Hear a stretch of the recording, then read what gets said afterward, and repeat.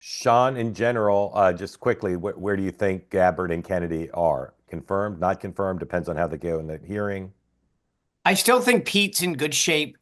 The thing about Tulsi is some of the reporting about where some of the Republican senators were on her was not great.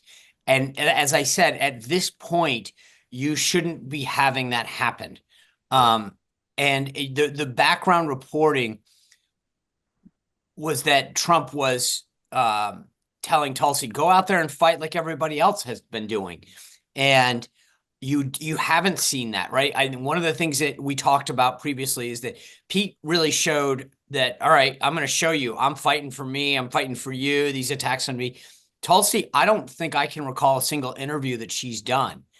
Now, that's how it's supposed to work. You're not supposed to go out and do a bunch of interviews, but I think the president views it like, hey, if you go down and you haven't helped yourself, I'm not going to spend a lot of political capital on you. Yeah. So, Dan, and what about Kennedy? I I can't think, imagine. Oh, sorry. Sorry, yeah, Tony. no, I haven't heard. I've just the everything I heard throughout the inaugural festivities was excitement for Kennedy on from every aspect of the right. Yeah. Um, and even when Mike Pence tried to come out and and say comments to him, I was a little shocked at some of the blowback that he got from, in a very personal way.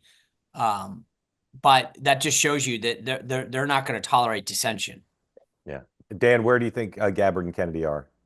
Gabbard, I think is the one that may get sacrificed if of the three of them here for the reasons that Sean just said. There does not seem to be a big defense of her, both by the president and frankly by the right. I mean, the outside groups that we talked about with Hegseth do not seem to be training fire in support of her.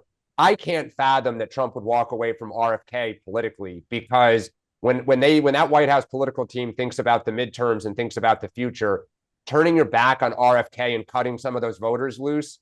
I mean, I'd love it as a Democrat, but I just can't see how they would do that at this point.